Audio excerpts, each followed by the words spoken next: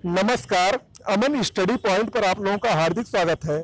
दोस्तों, आज हम लोग उत्तर प्रदेश पुलिस सिपाही भर्ती परीक्षा के लिए एक अति महत्वपूर्ण हिंदी का टेस्ट देखने वाले हैं।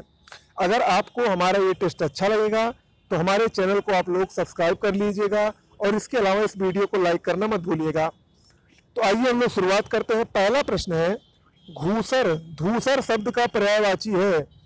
धूसर शब्द का पर्यायवाची क्या होगा? इसका सही जवाब है ऑप्शन बी, धूसर। देखिए, ये गर्दभ का यानी गधे का पर्यायवाची है। गधे का एक और इंपॉर्टेंट पर्यायवाची बैसाख नंदन होता है। बैसाख नंदन होता है। अगला प्रश्न है, इन पंक्तियों में आपको रस बताना है कि कौन सा रस है। एक और अजगर हिलक, एक और मृगराय, बिकल बटोही बीच ही परयो मूर्छा खाए। इन पंक्तियों में कौन सा रस होगा? सोच के बताइए। 4 से 5 सेकंड का टाइम है। चलिए मैं बता रहा हूं, इसका सही जवाब होगा ऑप्शन सी। इसमें भयानक रस का वर्णन किया गया है। अगला प्रश्न है, सुई का तत्सम रूप क्या है? सुई का तत्सम रूप क्या होगा? सुई ये काफी बार परीक्षाओं में आ चुका है और काफी इंपॉर्टेंट है। बहुत से लोग इसमें गलतियां करते हैं। देखिए, जो सुई का सही तत्सम रूप होगा वो होता है सूची। ऑप्शन डी इसमें सही होगा। अगला प्रश्न भी बहुत महत्वपूर्ण है। धूतो अर्थात जीवों द्वारा होने वाला दुख, इस वाक्य के लिए एक शब्द होगा। जीवों द्वारा होने वाला दुख, इसके लिए एक शब्द होता है आदि भौतिक। ऑप्शन बी सही होगा, आदि भौतिक। अगला प्रश्न है, पंकज में कौन सा समास है? पंकज में कौन सा समास होगा? देखिए, पंकज में बहुब्रीहि समास होगा। ऑप्शन डी सही है, क्योंकि बहुब्रीहि समास हम लोग जानते हैं कि उस समास को कहते हैं जिसमें दोनों पद प्रधान नहीं होता, किसी तीसरे पद की ही प्रधानता होती है। तो यहाँ पर देखिए, पंकज का अर्थ यहाँ पर कमल से निकल रहा है। ठीक है। अगला है, भक्तमाल के रचनाकार है। भक्तमाल के रचनाकार कौन है?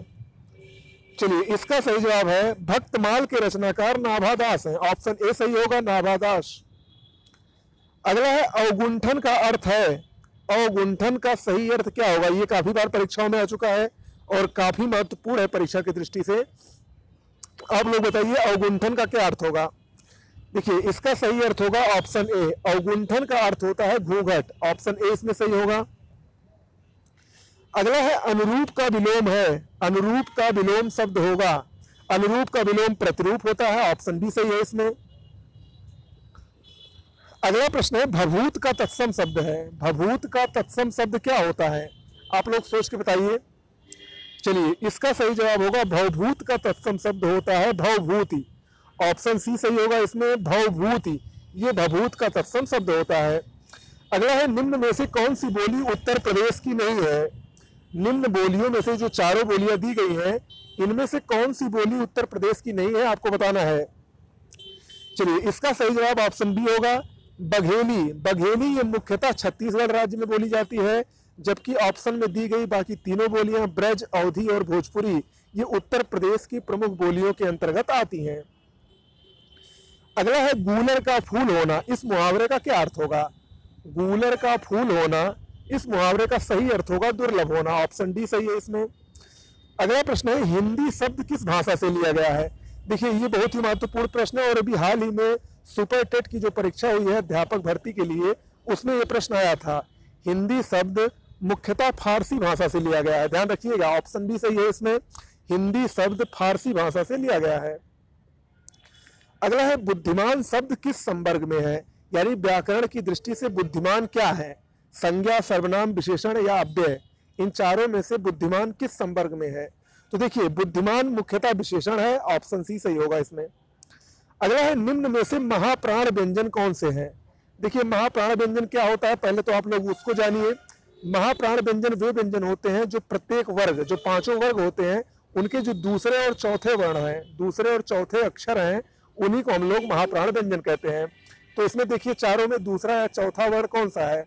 इसका सही जवाब ऑप्शन बी होगा, खा, छा और ठा। यानी का, खा दूसरा वर्ण है, चा, छा में छा दूसरा वर्ण है, टा, ठा में ठा दूसरा वर्ण है। तो यहाँ पर ऑप्शन बी सही है, ये महाप्राण व्यंजन है। अगला है, कृदंत प्रत्यय किस शब्द के साथ जुड़ता है? कृदंत प्रत्यय किस शब्द के साथ जुड़ता है? देखिए, कृदंत प्रत्यय ये क्रिया के साथ जुड़ता है। ऑप्शन सी सही होगा इसमें। अगला है, निम्न में से सरस्वती का पर्याय नहीं है।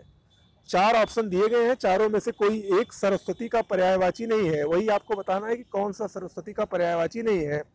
तो इसका सही जवाब होगा ऑप्शन बी। देखिए जाह्नवी जो है ये गंगा का पर्यायवाची होता है, जबकि श्री, भारती और वाग्देवी ये तीनों क्या है, सरस्वती के पर्यायवाची। और ध्यान दीजिएगा श्री यहाँ पर ये लक्ष्मी का भी पर्यायवाची होता है और सरस्वती का भी पर्यायवाची होता है।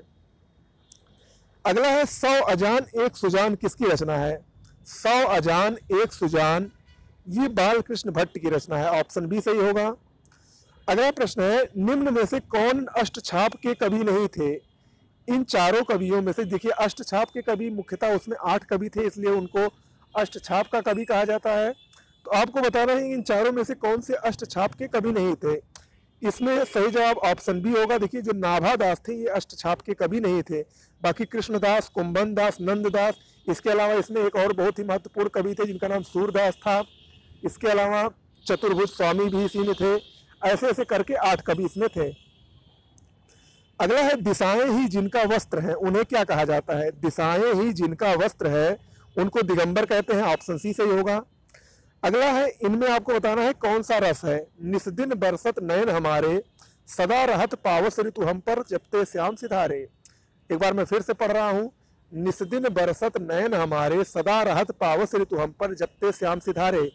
इन पंक्तियों में मुख्यतः वियोग श्रृंगार रस है, ऑप्शन सी सही होगा। अगला है पराजय में उपसर्ग है, पराजय में कौन सा उपसर्ग है? पराजय में परा उपसर्ग है, ऑप्शन सी सही होगा।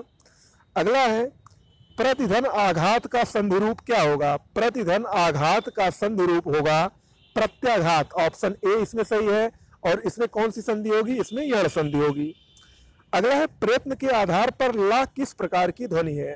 प्रयत्न के आधार पर ला पार्श्विक ध्वनि है, ऑप्शन ए सही है। अगला है ने किस कारक का चिन्ह है? ने बहुत ही आसान प्रश्न है, कर्ता ने यानी कर्ता कारक का चिन्ह होगा ने, ऑप्शन ए सही होगा। अगला प्रश्न है अनुनासिक वर्णों की संख्या क्या है, कितनी है? अनुनासिक वर्ण, देखिए अनुनासिक वर्ण वे वर्ण होते हैं जिनका उच्चारण मुख और नासिका के संयोग से होता है, ठीक है, नाक और, ठीक है। तो इनके अनुनासिक वर्णों की संख्या 5 होती है। कौन कौन से? प्रत्येक वर्ग का अंतिम वर्ण, प्रत्येक वर्ग का अंतिम वर्ण। जैसे का वर्ग का अंतिम वर्ण कौन सा है? अंगा। उसके बाद चा वर्ग का इया, और उसके बाद ड़ा, ऐसे ऐसे करके जो ना, और उसके बाद माँ, ये सब क्या है? ये सब अनुनासिक वर्ण है। इनकी संख्या कितनी है? 5 है। तो दोस्तों ये हो गया आज का हमारा आज महत्वपूर्ण 25 प्रश्नों का टेस्ट। अगर आप लोगों को अच्छा लगा हो तो हमारे चैनल को लाइक, शेयर, सब्सक्राइब करना ना भूलें। और अगर कोई सुझाव हो तो कमेंट बॉक्स में लिखकर जरूर पूछ सकते हैं। धन्यवाद।